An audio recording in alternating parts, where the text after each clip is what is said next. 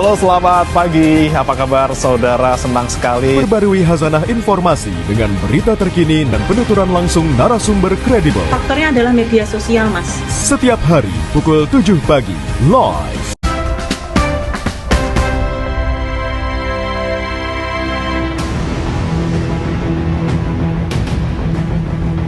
Pasca demo yang terjadi di Jakarta dan sejumlah daerah, polisi lakukan patroli di sejumlah titik.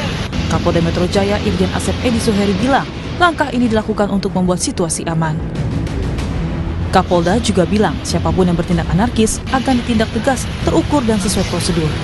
Perlu kami sampaikan juga, apabila nanti ditemukan ada pihak-pihak melakukan tindakan anarkis, maka kami akan mengambil tindakan dan langkah yang tegas, terukur, dan sesuai dengan SOP yang berlaku. Karena tujuan yang utama kami adalah memastikan masyarakat terlindungi, serta wilayah Jakarta dan sekitarnya tetap aman dan tertib. Kepada seluruh masyarakat, kami menghimbau agar tetap tenang dan tidak perlu khawatir. Kami hadir di lapangan, kami ada di tengah-tengah masyarakat, dan kami siap memberikan perlindungan serta rasa aman. Merespon kondisi tanah air pasca demo, Presiden Prabowo Subianto memanggil pimpinan parpol dan ketua lembaga berupaya meredam eskalasi demonstrasi di Jakarta dan sejumlah daerah. Seluruh pimpinan partai politik yang memiliki kursi di DPR hadir di istana. Prabowo menyampaikan, menghargai dan menghormati aspirasi masyarakat dan meminta polisi mengusut transparan kasus meninggalnya sopir ojol Afan Kurniawan. Prabowo juga memerintahkan TNI Polri untuk menjaga fasilitas umum serta menindak para pelanggar hukum yang menyusupi demo murni penyampaian aspirasi. Menghormati dan terbuka terhadap kebebasan penyampaian pendapat dan aspirasi yang murni dari masyarakat. Terhadap petugas yang kemarin melakukan kesalahan ataupun pelanggaran, saat ini kepolisian negara Republik Indonesia telah melakukan proses pemeriksaan. Ini telah saya minta dilakukan dengan cepat, dengan transparan. Aspirasi murni yang ingin disampaikan harus dihormati. Hak untuk berkumpul secara damai harus dihormati dan dilindungi. Namun kita tidak dapat pungkiri bahwa sudah mulai kelihatan gejala adanya tindakan-tindakan di luar hukum, bahkan melawan hukum, bahkan ada yang mengarah kepada makar kepada pihak kepolisian dan TNI. Saya perintahkan untuk mengambil tindakan yang setegas-tegasnya terhadap segala macam bentuk pengerusakan fasilitas umum, penjarahan terhadap rumah individu ataupun tempat-tempat umum atau sentra-sentra ekonomi. Sebelumnya, Presiden Prabowo mengundang 16 pimpinan organisasi kemasyarakatan Islam ke kediamannya di Hambalang, Bogor, Jawa Barat. Pertemuan digelar di tengah aksi demonstrasi yang terjadi beberapa titik sebagai protes atas tunjangan anggota DPR dengan nilai fantastis. Usai bertemu Presiden, Ketua Umum Pengurus Pusat Muhammadiyah Haidar Nasir menekankan pentingnya persatuan kesatuan bangsa. Haidar Nasir juga mengajak masyarakat untuk memanfaatkan demokrasi dengan rasa tanggung jawab. Bahwa persatuan, keutuhan, dan masa depan bangsa itu perlu kita jaga bersama. Kami memahami demokrasi dan aspirasi, tetapi hendaknya dan kami yakin seluruh rakyat Indonesia dapat memanfaatkan demokrasi itu dengan penuh pertanggungjawaban, keadaban, dan mewaspadai tidak terkontaminasi oleh hal-hal yang membawa pada kekerasan dan perbuatan-perbuatan yang meruntuhkan keutuhan dan kesatuan bangsa Indonesia.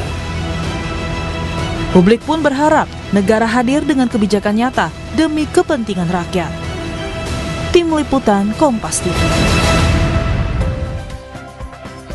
Saudara, pasca aksi demo di sejumlah daerah sebagai bentuk gelombang kekecewaan publik terhadap kinerja anggota wakil rakyat yang dinilai tak berempati saat ekonomi rakyat sulit. tak cukup hanya menonaktifkan kader bermasalah, ini bisa jadi momentum partai politik membenahi kadernya yang berkomitmen pada rakyat. Meski begitu, aspirasi yang damai pun tetap dikedepankan. Namun bagaimana seharusnya negara hadir dan memastikan kepentingan rakyat bisa terakomodir? Kita bahas bersama sejumlah narasumber yang hadir melalui sambungan daring. Wakil Ketua Umum Majelis Ulama Indonesia Anwar Abbas. Assalamualaikum Pak, selamat pagi. Waalaikumsalam warahmatullahi wabarakatuh. Selamat pagi. Terima kasih Pak Anwar sudah bergabung di Dialog Sapa Indonesia Pagi, dan juga pengamat politik sekaligus Direktur Eksekutif Trias Politika Strategis Agung Baskoro. Selamat pagi Mas Agung. Pagi Mas Mario, Pak Anwar. Dan juga nantinya akan bergabung bersama kita pengamat sosial Universitas Indonesia Devi Rahmawati yang masih berusaha kita hubungi. Oke, sepertinya sudah bergabung dengan kita, terhubung. Mbak Devi, selamat pagi. Selamat pagi Mas, selamat pagi para Bapak. Sebelumnya sudah ada Pak Anwar, Wakil Ketua MUI, dan juga Mas Agung, pengamat politik Trias Politika. Terima kasih Bapak Ibu sudah bergabung di Dialog Sapa Indonesia Pagi pada hari ini. Saya ke Pak Anwar terlebih dahulu. Pak Anwar, bagaimana Anda melihat respons publik yang masih terjadi hingga saat ini dari MUI, tanggapannya seperti apa? Ya, kalau kita melihat apa yang terjadi hari ini, yaitu unjuk rasa yang luar biasa ya, itu kalau dilihat dari perspektif teori aksi-reaksi, itu bukan aksi, tapi itu adalah reaksi. Reaksi terhadap apa? Reaksi terhadap kekecewaan yang sudah menggumpal, yang sudah cukup banyak, yang berakumulasi ya. Misalkan dalam bidang hukum, sebagai contoh, hukum tajam ke bawah, tumpul ke atas gitu ya. Tajam kepada lawan, tumpul pada kawan gitu kan. Kemudian dalam bidang ekonomi, kebijakan-kebijakan yang dibuat oleh pemerintah bias kepada usaha-usaha besar dan kurang berpihak kepada usaha-usaha kecil dan mikro gitu kan. Dalam bidang pendidikan, biaya pendidikan yang sangat mahal gitu kan. Kemudian gaji pegawai-pegawai BUMN, pejabat BUMN yang besarnya luar biasa, sementara gaji guru dianggap sebagai beban oleh pemerintah ya kan. Kemudian banyak lagi hal-hal ya, kemudian yang sangat betul-betul membuat masyarakat kecewa itu adalah perilaku anggota DPR yang menari-nari dan berjoget-joget ya. Ya, mereka beriang-riang sementara banyak rakyat yang hidup susah. Banyak rakyat yang hidup tertekan karena diiming-imingi dengan pajak yang akan meningkat gitu kan. Jadi kesimpulan saya ya, para pemimpin di negeri ini ya mengaca lah gitu ya. Kalian kali ini menjadi pemimpin kan adalah karena dipercaya oleh rakyat. Tetapi kalau udah jadi pemimpin, jadi anggota DPR ya jagalah amanah gitu kan. Apalagi polisi kita lihat ya.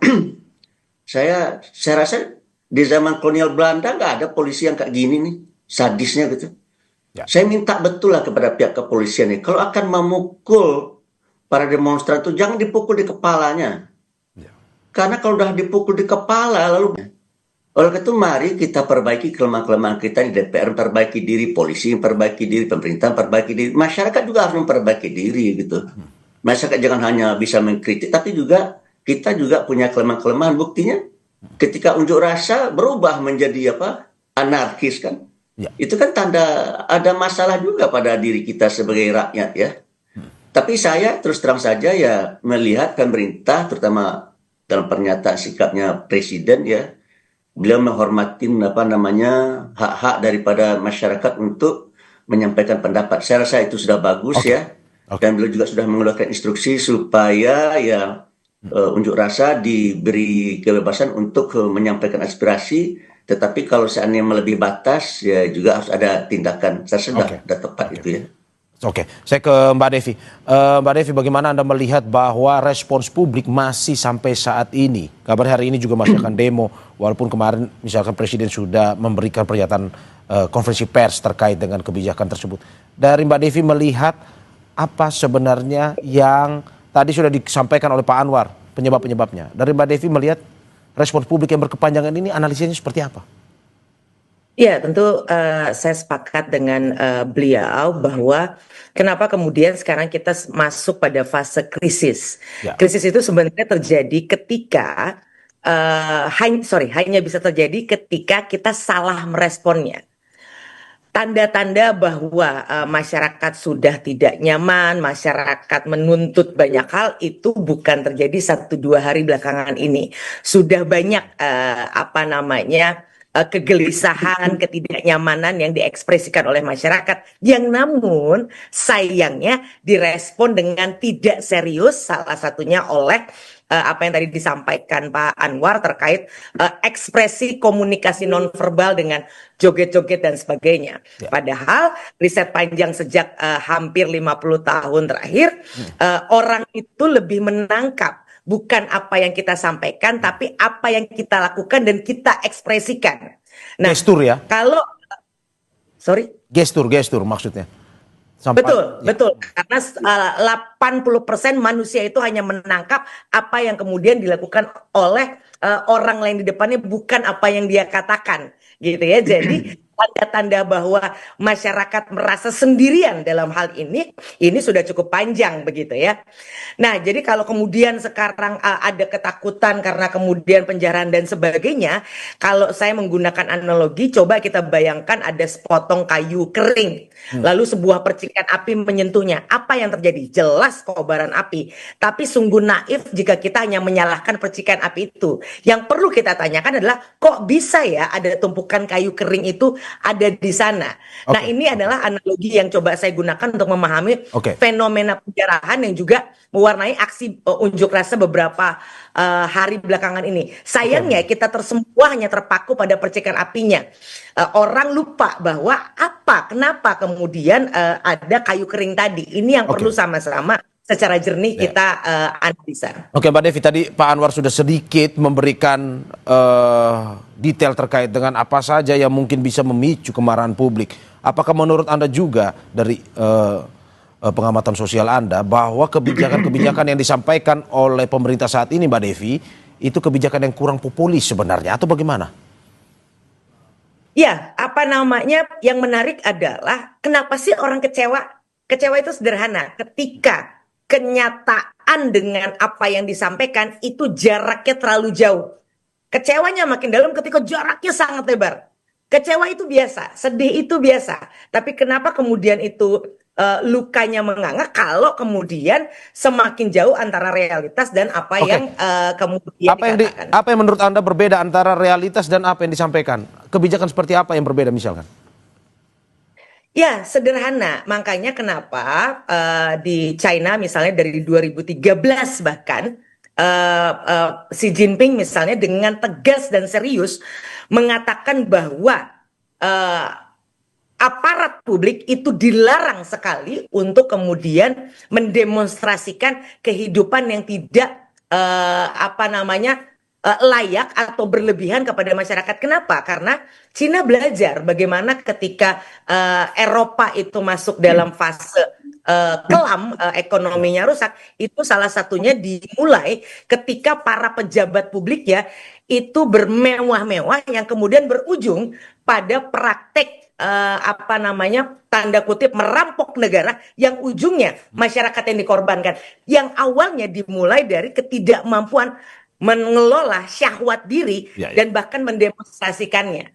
Nah, ini sesuatu yang bahkan negara besar saja sangat peduli. Sedangkan di kita hal-hal seperti ini dianggap menjadi bagian tanda kutip hiburan bagi masyarakat. Nah, ini sesuatu yang berbahaya ketika realita di lapangan antara misalnya belakangan ini kita juga mendengar bagaimana angka-angka yang disampaikan tidak sesuai dengan apa yang dirasakan di masyarakat di lapangan. Oke, saya ke Mas Agung. Mas Agung, bagaimana Anda melihat apa yang disampaikan oleh Mbak Devi dan juga Pak Anwar tadi, bahwa kalau kita lihat ini kebijakannya kurang populis dan juga apa yang disampaikan berbeda dengan realita. Menurut Anda dari sisi politiknya seperti itu atau bagaimana? Iya, tadi sudah disinggung sekilas ya bahwa ini memang akumulasi kekecewaan publik terhadap pemerintah. Saya menyoroti paling awal kepada legislatif atau DPR ya, yang kita tahu responnya sangat buruk ya, arogan semacam itu, baik secara tutur kata, kemudian secara sikap ketika merespons setiap kritik yang diberikan kepada mereka. Puncaknya kemarin ada inisiatif dari ketua umum partai untuk menonaktifkan beberapa nama, walaupun buat saya tidak cukup ya. Mereka harus dipecat, mereka harus mendapat sanksi yang lebih tegas agar ya publik melihat ada perubahan drastis dari partai atau dari DPR itu sendiri. Yang kedua, memang apa yang dilakukan oleh Presiden dengan pidatonya kemarin saya kira sebuah solusi walaupun sifatnya jangka pendek. Saya menyederhanakan, negeri kita sedang demam, Mas Mario, tapi dikasih sementara obatnya paracetamol. Nah, akar muasal penyakit demam ini kan bisa jadi batuk, flu, atau bahkan lebih jauh TBC dan seterusnya, butuh antibiotik, butuh obat yang lebih keras, butuh treatment yang lebih maksimal supaya apa? Akar permasalahannya bisa dicabut. Contoh misalkan di legislatif, ini gimana caranya mereformasi DPR RI. Contoh di kepolisian, bagaimana kepolisian bisa lebih baik menangani ya masa-masa demonstran. Karena apa? Karena demonstrasi itu kalau saya sederhanakan, ada masa yang benar-benar demonstrasi, ada oknum-oknum masa yang mencoba menyusupi demonstrasi. Nah, itu bisa jadi dari masa demonstran itu oknumnya, tapi juga ada oknum dari aparat itu sendiri. Saya nggak kebayang rumah Ibu Sri Mulyani bisa disasar begitu luar biasa kan. Selama ini Ibu Sri Mulyani sangat menjaga privasinya. Kok bisa orang dibiarkan ya, orang tahu banyak rumah Ibu Sri Mulyani? Itu nggak boleh, itu harus diusut tuntas kalau saya. Ya, terus bagaimana kemudian di level eksekutif ya pemerintah bisa lebih baik merespons setiap ya kebijakan yang dia buat, dievaluasi, jangan jalan langsung seperti itu, Mas, sebagai pengamat. Saya kembali ke Pak Anwar. Pak Anwar, Presiden kemarin seperti yang disampaikan, kita menonton kemarin Presiden menyampaikan konferensi persnya, ada beberapa imbauan yang disampaikan pula, termasuk misalkan pencabutan tunjangan, membatalkan itu, moratorium ke luar negeri juga. Dari MUI, apakah memang ini salah satu yang disampaikan kemarin ke Presiden pada saat pertemuan di Hambalang dan juga memang sudah memuaskan ataupun memenuhi apa yang diinginkan oleh masyarakat? Ya, sebenarnya ya apa yang dilakukan oleh Prabowo ini sudah on track menurut saya ya. Sebagai contoh dalam bidang ekonomi ya. Sistem ekonomi kita selama ini ya terlalu didominasi oleh sistem ekonomi liberalisme kapitalisme. Nah, Prabowo merubah ini menjadi sistem ekonomi sosialisme versi Indonesia, atau yang disebut oleh menantu Bung Hatta dengan sosialisme religius, atau yang disebut oleh pakar ekonomi yang sudah almarhum dari Gajah Mada, sistem ekonomi Pancasila ya. Jadi ini sudah benar ini, yaitu sebuah sistem ekonomi yang berpihak kepada rakyat gitu. Nah, ini pasti akan mendapatkan perlawanan dari pihak-pihak tertentu, terutama mereka-mereka yang selama ini sudah menikmatin kue ekonomi yang sangat besar gitu ya. Nah, sekarang Prabowo ingin menggeser pada seluruh, terutama mereka-mereka yang ada di lapis bawah. Ini sudah benar menurut saya ya. Kemudian Prabowo juga mengazamkan untuk memberantas korupsi ya. Ya, dia sudah mulai, cuma memang tidak mudah begitu kan. Karena apa? Karena tergantung juga kepada operator di lapangan gitu ya, di pihak kejaksaan dan pihak KPK. Jadi menurut saya memang Prabowo harus punya keberanian kalau dia memang konsisten dengan azam dan cita-citanya dan visinya ya, dia terpaksa mengganti orang-orang yang tidak mendukung konsep dia. Dan kalau seandainya beliau tidak berani mengganti, menurut saya ya ini bisa jadi bumerang bagi Prabowo menurut saya ya.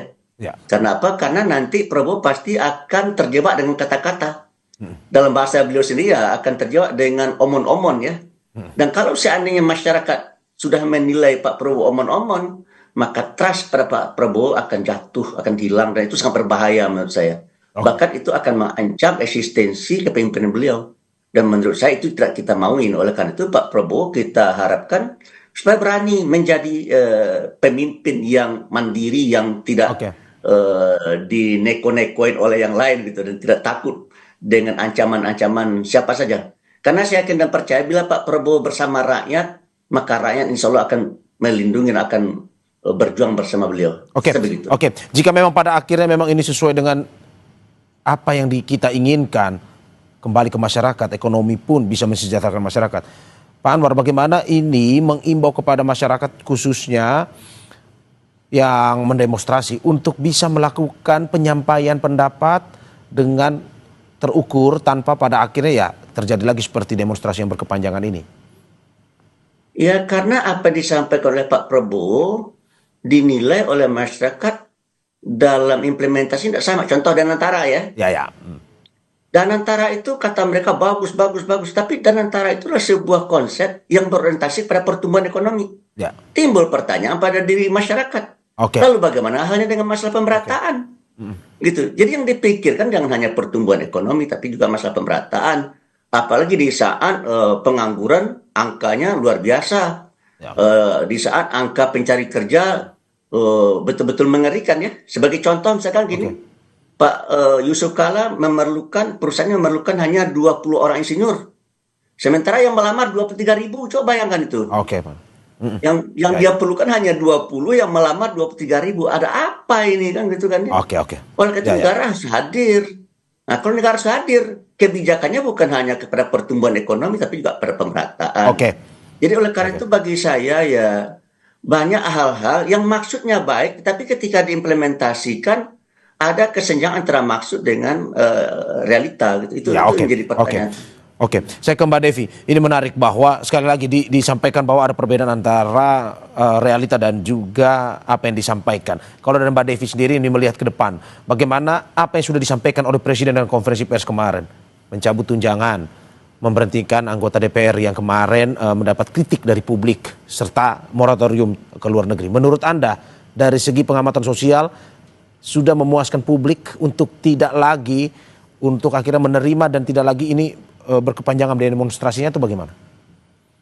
Ya, sepertinya belakangan ini dari mulai kemarin sore ada 11 atau 12 tuntutan yang menurut saya adalah tuntutan yang betul-betul tidak menguntungkan pribadi-pribadi manapun. Tapi kalau memang ini kemudian dijalankan, tentu akan menjadi bagian yang tidak terpisahkan untuk mencapai mimpi 2045 Indonesia Emas. Jadi menurut hemat saya, kita perlu serius dan jernih melihat bahwa masyarakat itu benar-benar memikirkan masa depan bangsa, bukan hanya para elit. Nah, ini sebenarnya adalah bagian dari penguatan bagi hal-hal yang mungkin sebagian besar elit juga saya optimis percaya bahwa ini satu hal yang memang sedang mereka perjuangkan. Hanya saja memang ada proses yang masyarakat melihat kenapa ya ada hal-hal yang sangat lama sekali, tapi di satu sisi ada hal-hal yang kelihatannya dengan mudah kemudian diproses.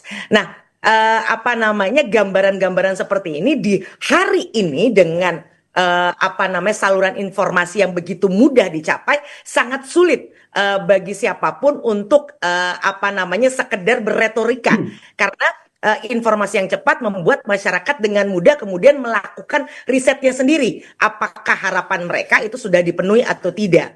Nah, tapi yang perlu kita pahami adalah jangan kemudian kita harus ingat bahwa Martin Luther King misalnya pernah bilang kerusuhan yang kalau sekarang kan akhirnya fokusnya justru pada kerusuhannya itu adalah sebenarnya bahasa dari mereka yang tidak didengar. Jadi sekali lagi kita kemudian jangan memojokkan masyarakat, jangan kemudian hanya sekedar sekarang fokus pada siapa yang menjarah apa, ini ada yang tidak beres dan sebagainya. Ingat, jangan lupa pelajaran dunia misalnya tahun 65 di Amerika juga pernah terjadi bagaimana tokoh-tokoh yang disasar itu sangat spesifik. Seperti kemarin belakangan ini yang disasar spesifik sekali. Nah, ini menunjukkan bahwa memang masyarakat dengan sangat serius menyasar simbol-simbol yang dianggap mewakili ketidakadilan. Jadi tolong jangan kemudian kita lagi-lagi menutup membutakan telinga dan menulikan mata kita dengan kemudian hanya fokus pada penjarahannya. Ingat, ada pesan yang sangat serius yang disampaikan oleh masyarakat yang tolong juga serius direspon.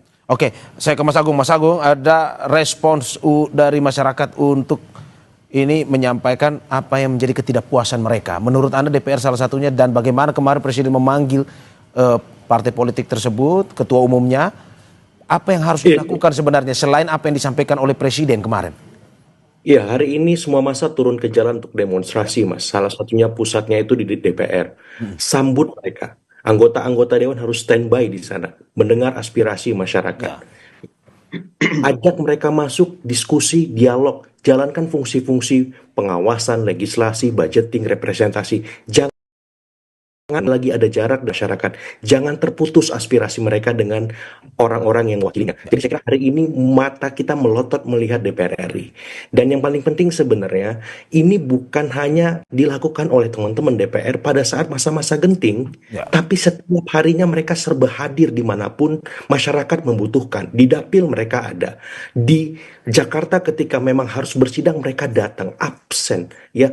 Tunjukkan keteladanan itu. Ya jangan sampai kemudian ketika masyarakat terhimpit secara ekonomi, secara sosial dan yang lain, mereka kemudian membuat kebijakan yang tidak populis, meresmikan, merevisi undang-undang tanpa keterlibatan publik. Jadi ini bisa menjadi turning point, DPR bisa lebih baik. Dan yang paling utama sebenarnya, ini harus didukung juga oleh, tadi saya akan memberikan concern lebih kepada aparat-aparat keamanan, karena seringkali treatment yang dilakukan terlalu berlebihan. Tadi Pak Anwar bilang, dipukul kepalanya, atau penggunaan gas air mata berlebihan. Jangan begitu. Ya, jangan sampai yang muncul akhirnya gesekan antar warga, antar rakyat. Ya, jadi maksud saya kedepankan persuasi, humanisme, supaya apa? Masyarakat juga simpati dengan aparat, gitu. Karena kalau misalkan DPR-nya nggak jalan, aparatnya koersif, kemudian sangat keras, ini bisa bahaya, gitu. Efeknya semuanya akan meminta eksekutif, semuanya akan bertumpu di sini. Ini bahaya, ya. Kalau misalkan saluran di legislatif dan aparat bermasalah, eksekutif akan mendapat beban yang sangat besar, dan ini produktif efeknya seperti itu. Dan Mas Agung, pertanyaannya, apakah memang ini adalah tanda bagi partai politik untuk melakukan reformasi internalnya? Sebelum Anda menjawab, kita saksikan jeda berikut. Oke.